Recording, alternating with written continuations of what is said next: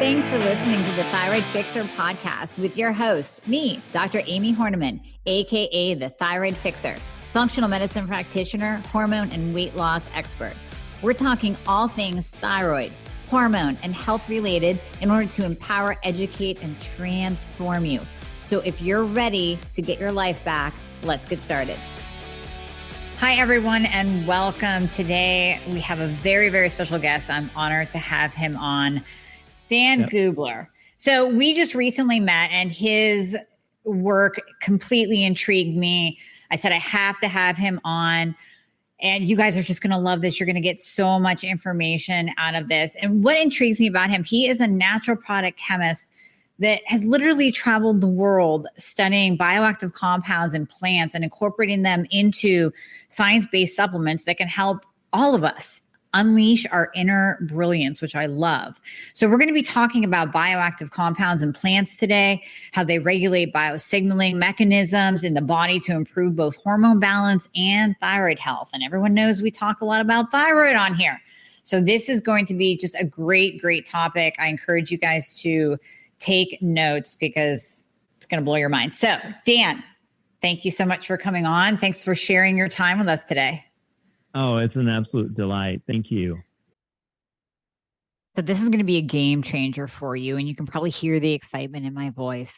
The latest introduction, the latest member of the family to the Fixxr line is Metabolism Fixxr. And this, oh my God, I formulated this just for all my people out there that need to lose weight, that need help in the weight loss department, that can't lose weight no matter what they do, that feel like they have a slow metabolism, and that might be thinking of trying all those peptides out there, you know, the Beverly Hills soccer mom drug of choice for weight loss peptides. Or even if you're on them already and you're like, man, these are really expensive and I'm still not losing weight, add in Metabolism Fixxr. Here's what I did. I took the power of T2, which increases your basal metabolic rate while you are sitting there watching Netflix. You're burning fat while you're watching Netflix. I combined it with a very unique patented ingredient called Suppressa. Suppressa has multiple clinical trials backing its efficacy in reducing your appetite, decreasing snacking, and providing way more control over your food intake. It is amazing. We also see improved emotional well-being, just decreased food cravings all around, reduced hunger, and weight management. Add on top of that, we have green tea extract, we have purple forest purple tea extract, both of which affect the metabolism in a very positive way without the jitters of normal fat burning supplements out there from the 1980s and 90s, right? The ones that made you feel like you're having a heart attack. You will not have that in any of my supplements, Thyroid Fixxr or Metabolism Fixxr. But Metabolism Fixxr, ooh, yeah, we kicked it up a notch. It is in powder form, so you can drink it through your day. It's going to flavor your water. We got orange crush and refreshing citrus. I love them both.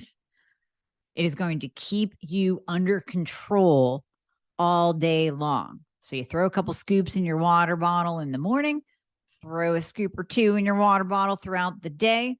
You will have fat burning and appetite control the entire day for what? An eighth of a price of the peptides? Oh my God, you can't go wrong. So grab some Metabolism Fixxr today. Please let me know how you do on it. I am super excited for you. Super excited. So tell us your story. How did you get into diving into this type of research? How did you get into traveling the world? Yeah, so I've been fascinated with natural compounds from plants as early as I can remember. It's summertime right now. Kids are bored. And when I was bored, I would beg my mother to go into her kitchen and play with her, the spices and other things in the kitchen and make formulations. And so I would mix these compounds together. I would try them. I would give them to other people to try. And so I've always had a love for plants. I have spent a lot of time in the outdoors, hiking and foraging mushrooms and other plants. And so when it came time during my college career to choose a profession, being a natural products chemist was a no-brainer for me. And once I learned about these compounds, I just had an insatiable appetite to figure those out. Because there's 600,000 species of plants on the earth, and less than 5% of them have been studied for their bioactive compounds. Wow, that's amazing. Less than 5%. And here plants are holding the key to so much. I mean, I believe they hold the key to many cures for disease states. Yeah, that's right. When you look at it, 50% of all pharmaceutical drugs are directly from plants or derived from plants. And so, it's interesting. Mother Nature has these secrets locked up in these plants. And one of the things that drives me, it's an imperative for me, because every year, 15,000 species go extinct. And so you're talking about, 41 species a day that go extinct. And if we continue at that rate, we only have about 140 years left on this planet before all of these bioactive compounds from these amazing plants go extinct. Wow, that's powerful. And this is what's intriguing. I didn't know. So I don't think your average person, obviously they don't realize the power that's held within plants, and they don't realize that we're working our way to extinction and to not being able to access the power and the healing properties that are in these plants. Right. And it's a real shame. I mean, it's a travesty, really.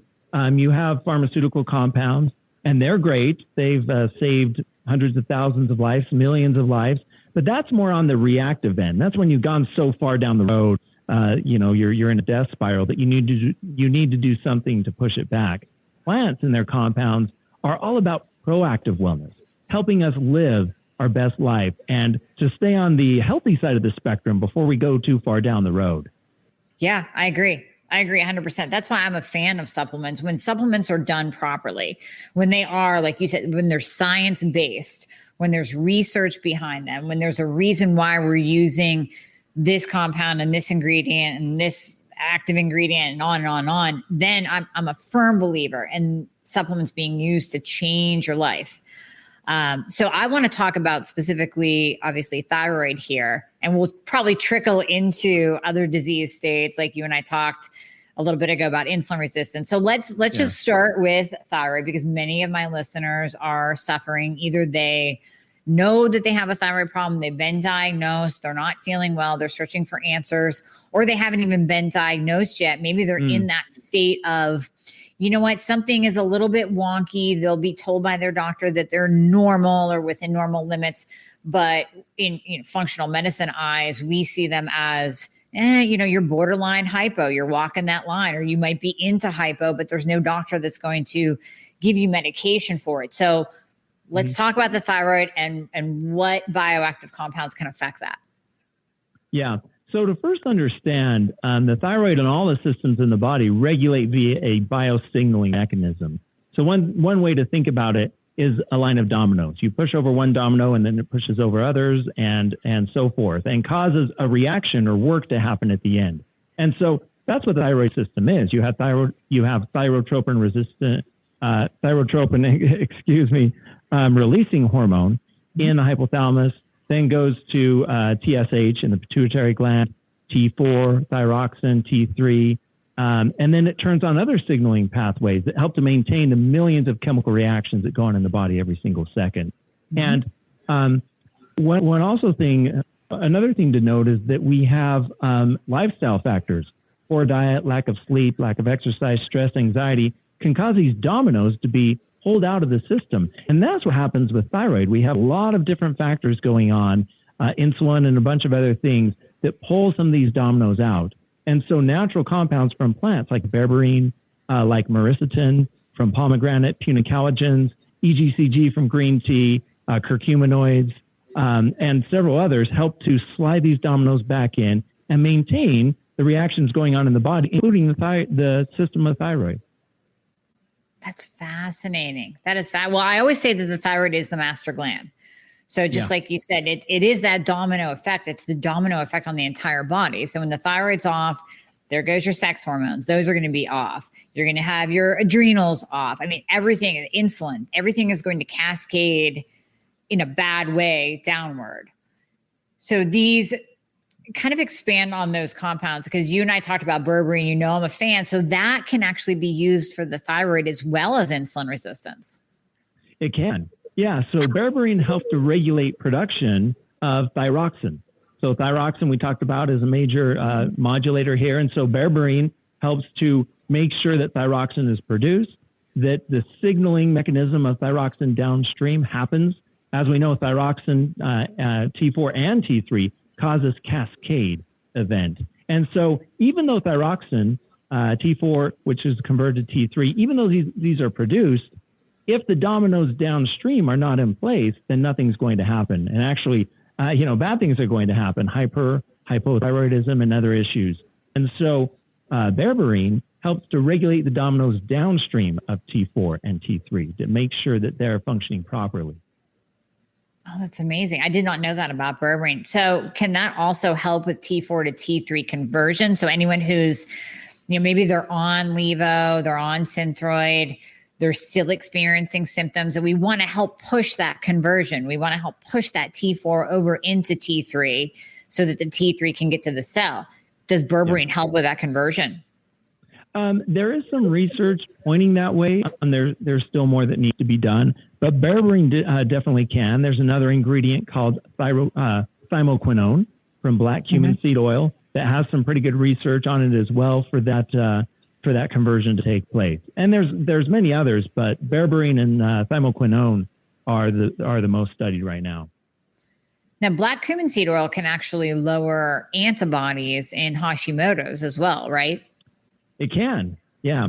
And again, this is a signaling mechanism, because the pathway to Hashimoto's, to Graves, hyper and hypothyroidism are again manifest by these signaling pathways. So again, if we can use these natural compounds, another one is withanthilide from ashwagandha, rosavins from rhodiola, adaptogens. Your audience will know that these are probably adaptogens. These also help to regulate these transitions. So it is this funnel approach. We have T3 and T4 at the top of the funnel, which then trickle down to power all the other reactions in the thyroid, in this system. And these ingredients can directly help to influence those. That's amazing.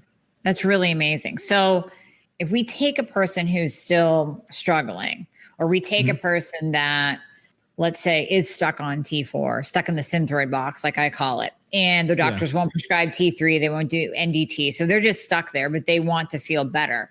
We can actually take this natural approach to move them into that more optimized state. That's right. Yeah, it's a complementary approach. If we regulate the signaling, then we bring the system back into balance. I mean, levo's great. It does a good job. But again, it's a more harsh approach.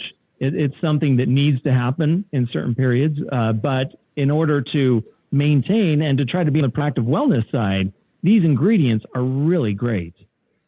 That's fascinating. And of course, you can't, I'm sure you've seen this in your research too, you can't just take these bioactive compounds, these ingredients, these products that you're talking about, and eat McDonald's and not sleep and never work out a day in your life. You have to do everything, both and, in order for those to be effective in the body, right? That's right. The modern processed diet is one of these factors that's literally killing us. The other thing is the quality of ingredients. There's a difference from the wilty lettuce that you eat on that fast food hamburger versus lettuce, that you get from a farmer's market that's grown properly, organic, that has really nice, rich amounts of compounds. So biosignaling compounds are found in food, but not all foods are created equal. So you want to make sure that the foods that you're eating are the highest quality so that they have large amounts of the bioactive compounds.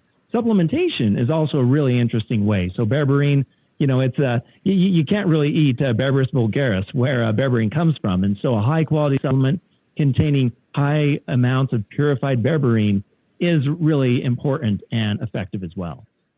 I totally agree. And there is a place for supplementation, because, and this would be a whole different podcast, but just the erosion of our soil and the, spraying the wheat fields down with glyphosate. I mean, that is just kind of breaking down our quality in our food. So even if you are eating a ton of vegetables, okay, if they're organic, or have they been sprayed from cross spray from the farmer next door that's spraying, and how's the soil? And there's no way that you can eat your way to getting all of the compounds that you're talking about. That's exactly right. And so one of the most things I hear quite often is, well, just eat healthy and exercise, like you said. But like you said, that assumes we live in a bubble. That assumes the food is top quality, like you said, no soil depletion. That assumes that we're never, ever stressed or never, ever anxious. And that assumes that we always sleep well and we always exercise. But reality is we don't do that. We're not in a bubble. And so we need help to help bridge the gap from where we are to where we can and need to be. Mm-hmm. And even you and I, even people in this space who do this for a living, who study it, who know the effects of different foods and know the effects of lack of sleep, we still do it. We're human. Yeah. So, you and I aren't in a bubble either. So that's why, I guess we give this message to the world to basically say, listen, we're not perfect. This is what we use to supplement, to improve our body's function. Yeah, that's exactly right. Beautifully said. So you talked a little bit about food. So I'm going to kind of transition into insulin, because insulin, I always talk about insulin resistance on here. 99% of hypothyroid and Hashimoto patients have it. You can go into the stats of the amount of Americans that have it, whether you have a thyroid problem or not. So let's talk about insulin resistance. And I love what you said on your podcast. So I'm going to have you repeat it here. I said I would, of the insulin signaling on a daily basis. And I'll let you take this. So talk to me about IR. Yeah, so insulin is a hormone that's produced. It's responsible for helping to bring glucose, fuel, into the cells.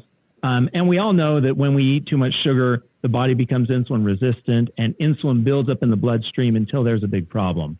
Insulin is the root cause of all disease. When you look at inflammatory conditions, you and I were talking before the show, Alzheimer's and neuropathy and a bunch of other diseases in the brain are actually insulin dependent. So another name for Alzheimer's, researchers are starting to discover, and they are starting to use this name, is type 3 diabetes. So insulin is a big deal. And when we eat glucose, insulin rises to meet it. And that's good because insulin helps to clear the glucose down. Glucose, though, spikes at about 30 minutes after we eat food, and it goes down to baseline in about 2 hours. Insulin, though, when it goes high, it doesn't go down for about 4 hours. And so one of the issues with the modern processed diet and the way that we're eating in general is we continually eat and eat and eat so the insulin stays high all the time. We eat breakfast and we snack a lot. We eat lunch and, during the 2 o'clock, when we hit that wall, we snack a little bit more. We eat dinner. And then, 8, 9, 10 o'clock when we're watching our favorite show, we pull out the ice cream. And basically what happens is in the course of 18, 19, 20 hours out of the 24 hours in a day, insulin is high. And when insulin is high and remains high, it wreaks havoc on the biosignaling in body, and especially the thyroid, which is especially sensitive to biosignaling reaction. And sensitive to inflammation. Yeah, so, exactly. Yeah, you keep your insulin high all day. Again, this is the both and, where we have to do everything together. Even if you are taking the compounds that you talked about that benefit the thyroid and benefit the signaling and the cascade and the domino effect, but you're keeping your insulin high, that inflammation, that whole body inflammation will prevent those compounds that you're taking from working and from actually producing an effect that you can feel and you can see the changes in your body. You won't notice the changes because of the high insulin over here. Right. There's no silver bullet. There's no magic pill. As much as we would like to, magic pill, magic diet, it all comes down to doing what we know we need to do at the front end. So if we can keep insulin low, and whatever diet we use, the key is to have a low carb diet. Don't eat a diet full of simple sugars. Simple sugars spike the bloodstream especially. So keep a low glycemic index diet. And if you want to use keto or paleo or whatever, Mediterranean, if you can do that, insulin's going to remain low. And my goodness, the effect that it has on the body is mind-blowing. Like you said, insulin's low. That means inflammation is low. And then the systems in the body help to function as they were naturally designed to do. Mm-hmm. Absolutely. And then people notice a trickle down effect. I'll hear, oh, you know what? My knee pain went away. My hip pain went away. It's like, well, yeah, because you're keeping your insulin low and thus you're taking down inflammation. I want you to go into the study that you guys did this study, right? The Pop-Tart and juice one. Yeah, we did. So what we did is we have a supplement that we've developed that has berberine and other ingredients in it that were specifically designed to maintain biosignaling reactions going to insulin. So for insulin to go high and to rise, there's this domino effect that causes insulin to rise. It sends a signal to it. And so the idea was, if we can stop these dominoes or even increase dominoes that help insulin to remain low, then we would have a really interesting way to support healthy insulin levels. Now, again, it's no magic bullet, but we developed this formula. It took 28 different iterations, and we never launch a supplement unless we have clinical studies behind it, unless we patent the research that we've done. And so we ran the study exactly like you said. We had people take a really high glycemic meal, which in our case was Pop-Tarts and apple juice, really concentrated apple juice that had, all combined, I think it was 100 grams of sugar that people were eating. And then we monitored their blood glucose and blood insulin levels over the course of 4 hours. And so we did that without our product. Then we did it with our product. And what we found is that glucose levels, which directly translate into insulin levels, were reduced by 30%. And that's really huge. If you can reduce glucose levels by 30%, then insulin goes down, 20, 30, even more, 40%. And again, that really helps to bring balance to the metabolism, to all the reactions going on in the body. That's amazing. That is a huge percentage. And that is on, the highest sugary combination that you could possibly think of that you and I would like keel over if we ate it. But yeah, but hey, you use what is part of the standard American diet. I mean, people do eat Pop-Tarts and juice for breakfast on a daily basis. So you used reality in your study, but to me, I go, oh, Pop-Tarts and juice. Oh my gosh, that's horrible. Right. Yeah. So that's a great response. Yeah, it was really amazing. And like you said, I mean, this is how most people eat, unfortunately. And with the marketing that's going on, a lot of people think apple juice is healthy. It's from apples. Apples are great. They're from the orchard. So apple juice is a good thing. It's just crazy, women and men who are giving juice to their children. And they're thinking they're doing a great thing, apple juice, orange juice. But as you know, you and I know, that's basically a liquid sugar form. It goes into the body and, it's like liquid death, really. It is. Spikes glucose as quick as possible. Yeah, it is. It's liquid death, literally. You might as well just inject sugar into your veins and call it a day. Yeah. Right. Yeah. We talked a little bit about hormones too. And that's another. So whenever I talk about thyroid, I talk about insulin, I talk about hormones, because those are the two things that I see just completely go off the charts when I'm working with people one-on-one. So the insulin signaling will be way, way, way off. And the hormones, so estrogen, progesterone, testosterone, DHEA, and then the adrenal hormones will be totally thrown off. So what can we do about that in your research? What have you found? Yeah, so it's really interesting. A wide range of what we call phytonutrients, compounds from plants, can really help to maintain estrogen, progesterone, and other hormones quite effectively. So when we talk about eating, doctors and other people, and you recommend we eat a wide variety of fruits and vegetables, and that's really because in this wide variety of fruits and vegetables, it contains a plethora of different bioactive compounds that hit different signaling mechanisms and help to bring balance back to it. So when it comes specifically to testosterone, there's a really interesting compound from asparagus, believe it or not, that helps to regulate testosterone levels, both in women and men. Because women have testosterone, it needs to be regulated. Obviously, when it increases, that's a bad deal. Estrogen, there's the soy isoflavones. Some of them are good, some of them are bad, but there are isoflavones from plants that really help to regulate estrogen and progesterone levels. So we think of isoflavones from soy, But there's also isoflavones from different beans, from other plants, other fibers like guar gum and psyllium. They really help with the fiber to regulate hormone levels. And again, these isoflavones, really big deal. So you said a big buzzword in the thyroid community, so I'm going to put you on the spot. Soy. Okay. So I know all the listeners are going, but I've been told that I need to avoid soy because that's going to affect my thyroid and it's going to affect my thyroid medication and how it works. So is there a difference between the soy that we have to avoid as a thyroid patient versus soy isoflavones? Yeah, beautiful question. The isoflavones, like genistein and bicolin and others that have been discovered from soy, actually help to regulate hormone levels. I mean, they're phytoestrogens by nature, phytoplant estrogens, so they help to regulate estrogen levels. And so, I mean, when you look at countries and people that take a large amount of soy, like in Asia, their thyroid levels are for the most part, thyroid's not as big of a problem in Asia as it is here in the States. And also, when you look at incidences of cancer, women who eat a lot of soy enriched in these phytoestrogens or supplement with them, they have significantly less incidences of cancer. So there are cases, though, where you have breast cancer or different things. There are hormone-resistant types of cancer where isoflavones can be negative. But in most cases, isoflavones are really good, especially supplementing with isoflavones.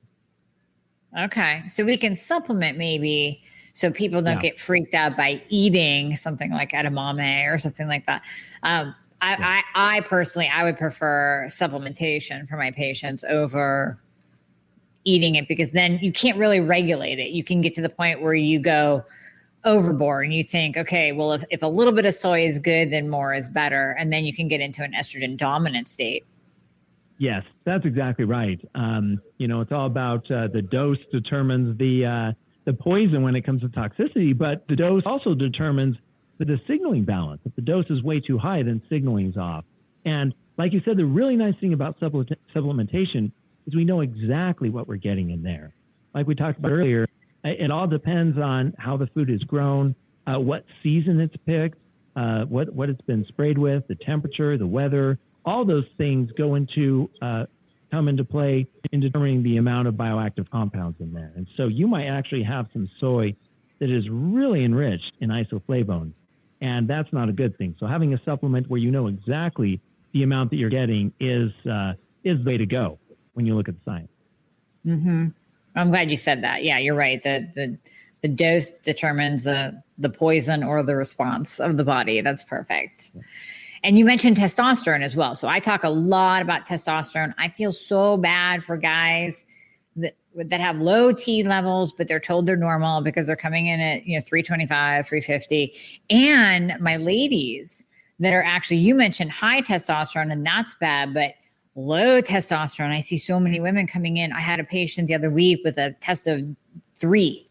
I said, I don't think I've ever seen a 3 in total testosterone in a woman. Right. So what would you recommend for, and women don't want to take, most women don't want to take testosterone injections. You have problems with the pellets because then they give a big, bolus dose and then it weans off. So those are hard to regulate. So what could we do naturally to boost that? Yeah, so there's a class of compounds called triterpenes, and testosterone is a steroid. Now, when we say steroids, we think of like anabolic steroids and athletes doping. But steroid is actually just a term for a general structure of a compound. Steroid is 4 different rings put together. So cholesterol is a steroid, and testosterone is a steroid as well. And so there are different ingredients from plants. For instance, triterpenes from reishi mushroom and triterpenes from yerba mate can actually help to regulate testosterone production. Again, it's a signaling thing. If testosterone is produced, we want to see what's going on upstream. And perhaps there are dominoes that are going crazy upstream that are actually going either way, that are, there's dominoes that are supercharged, that are just pouring testosterone into the body. And then there are dominoes that are completely absent. So the production of testosterone is basically non-existent, as you were saying in that case that you had. Okay. That's interesting because I'm a huge fan of mushrooms, especially reishi, but I love them all. I think they do great things in the body. Yeah. Yeah, they do. And most mushrooms have really good amounts of these triterpenes that help to regulate hormone levels, as well as a host of other biosignaling mechanisms. So do any of your products have that? Or let me ask you, what are your top performing, your top wanted on-demand products that you guys have, that you've developed, that you're like super proud of? Yeah, our top product that I just love it. We'll talk later about how it was developed. We went through 40 different iterations, and the product is called Connect.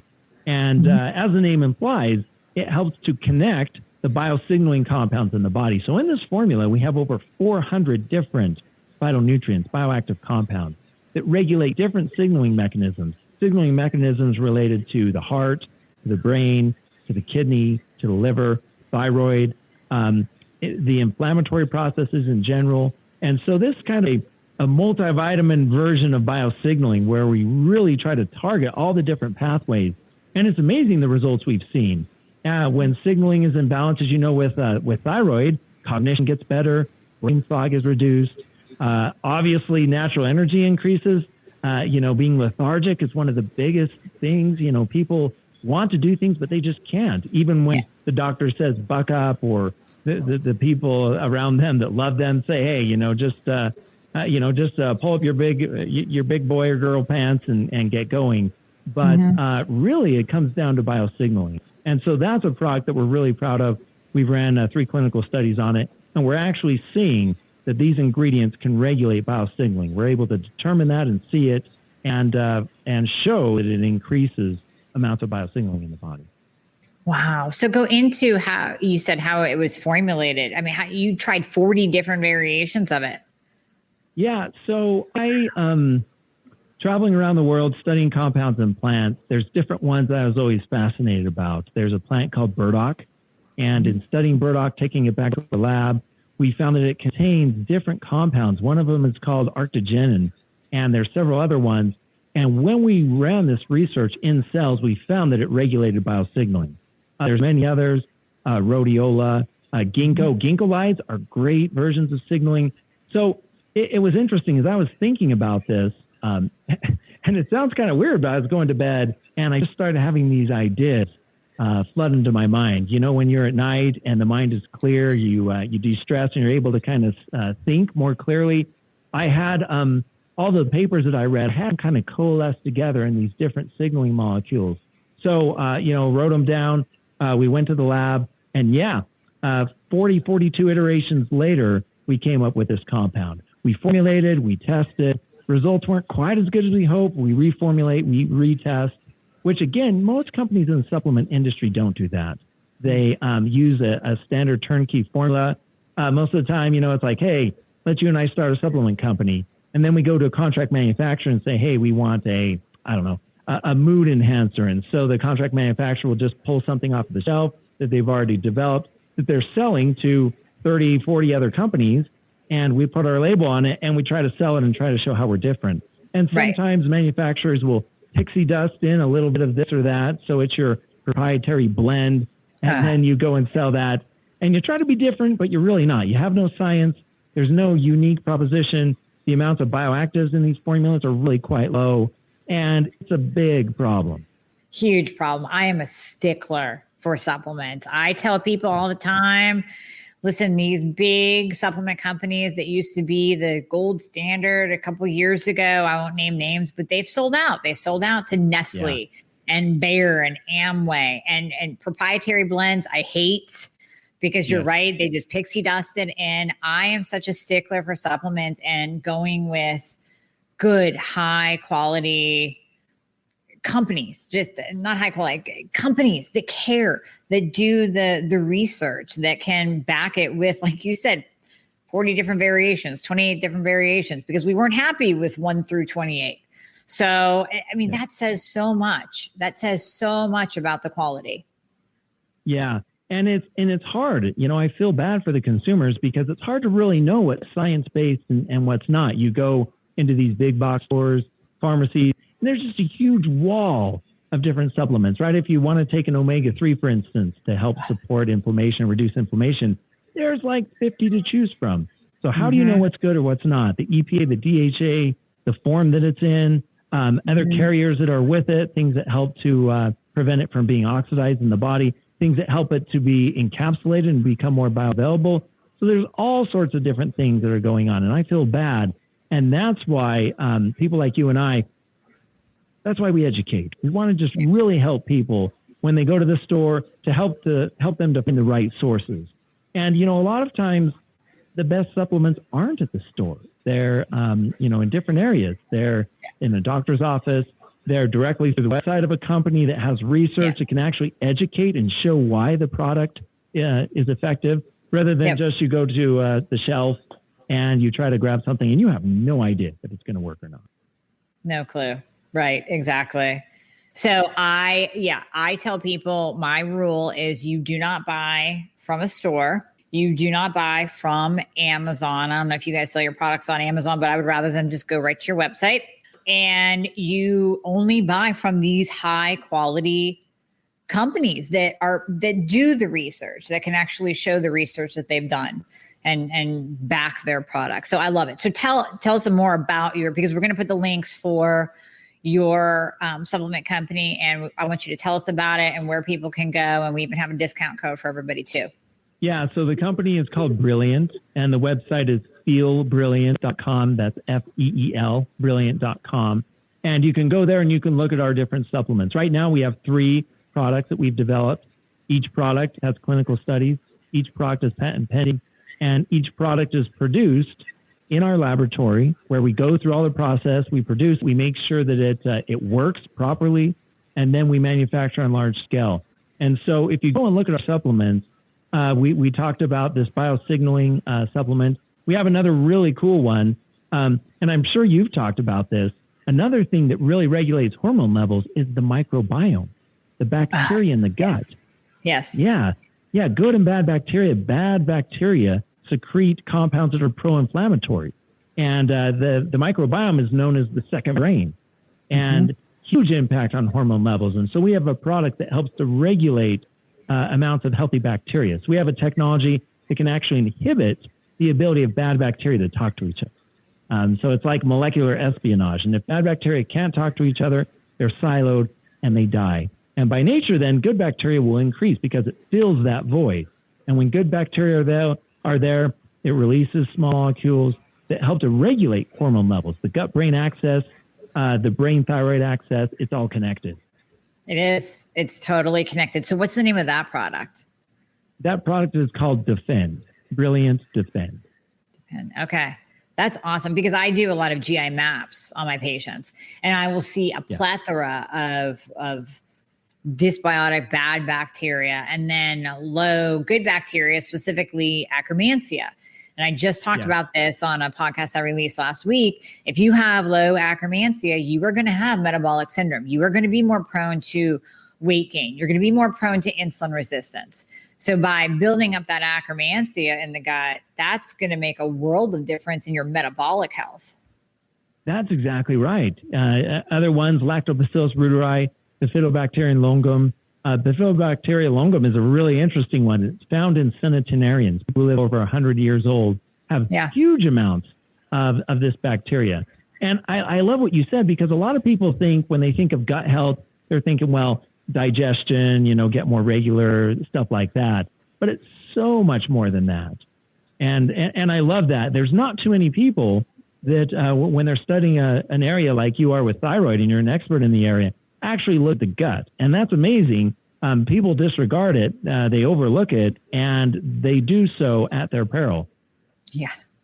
Yeah. It's so important. And I always say that too. I think everyone thinks of, when we say the gut, when we say leaky gut, when we say the GI tract, everybody thinks about, well, I don't have gas. I don't have diarrhea. I don't have constipation. I don't have heartburn. You don't have to. I mean, you probably will if you're a little bit off. I mean, if we dug a little bit, I could probably get you to say like, well, yeah, I am a little bit gassy every once in a while. But it's so much more than that. It's systemic. It's the whole body. It's how your thyroid functions. It's how your hormone functions. It's whether or not you're depressed or anxious. It's the second brain, like you said. Yeah. It's amazing. And there's new research coming on all the time about the microbiome. It's interesting. We know more about the surface of Mars than we know about the microbiome. It's still just a huge area of research, and we're just scratching the surface, but it's amazing what we found so far. It is amazing. I mean, we continue to uncover more and more, but I love your product that you just mentioned, the Defend, because I think just finding that balance instead of throwing on a probiotic. I always say to people, please do not just go out and buy a line and think that you're going to take that every day and or Activia yogurt and think that you're doing your gut a service. You're not. So. Right. Yeah. It's interesting how marketing's changed a little bit, where everything is now probiotic. And you know what you said with yogurt, it's interesting. Yeah, you maybe have some cultures there. There's no really good science behind them, actually. And then to make matters worse, you have like 20 grams of sugar in there. And when that sugar goes down, bad bacteria, they love to feast on sugar. Sugar is one of their preferred fuels. So again, the other thing is when we eat a diet rich in sugars, we're actually fueling growth of bad bacteria. Bad bacteria then cause inflammation. They produce signaling compounds. And the whole thing starts to go downhill from there when it comes to systems of the body working properly. Mm-hmm. And then we can connect them all. Just, oh, wait, isn't that why that's your multivitamin, isn't it? Connect? It is. Yep. Connect, yeah. So appropriate. So Defend helps to regulate the gut to make sure those signals are, the integrity of those signals are good. And then Connect works on the other systems of the body, the brain and all throughout. So we're helping to regulate the second brain, the gut, and then also the brain. And so it's a nice combination. And when we design these products, that's specifically what we designed them for. When we create supplements, we hope there's a little bit of intelligent design embedded in there. And that was the thought process behind these two products. I love it. Well, I could talk on and on. I'm sure we could go on for another hour about various because everything is so connected. Everything's so connected. But no, I thank you so much for your time, Dan. Thank you so much for coming on. And we will have the links to everything, to your website, to your Instagram, to your podcast, which I'm going to be a guest on soon. So I'm very honored to be jumping on there. So we will have, we'll have fun. We'll have all the links in the show notes so people can connect with your product line and maybe try Connect and try Defend and check out all the other products that are on there that we didn't even get a chance to talk about yet. All right, Dan. Well, thank you so much. And you can find the Thyroid Fixxr podcast on all podcast platforms. So make sure that you share this one. This is a good one, guys. This is one loaded with a ton of information and simple, just strategic, effective, actionable items that you can do right now to improve that signaling, that pathway that Dan talked about to improve your thyroid and your hormone balance. Thank you so much for listening, and I hope you enjoyed this episode. As always, please share this episode and check out the entire Thyroid Fixxr podcast on all podcast platforms. If you're on iTunes, it would be awesome if you left me a review. And just a reminder, anything you hear on this podcast is not intended to diagnose or treat, so you always want to check with your doctor about any advice given on this podcast. And if you'd like to schedule a discovery call, please refer to the show notes for all the links. Everything that we talked about in the podcast will be in there with a guide for you on how you can get your life back. Let's get you fixed.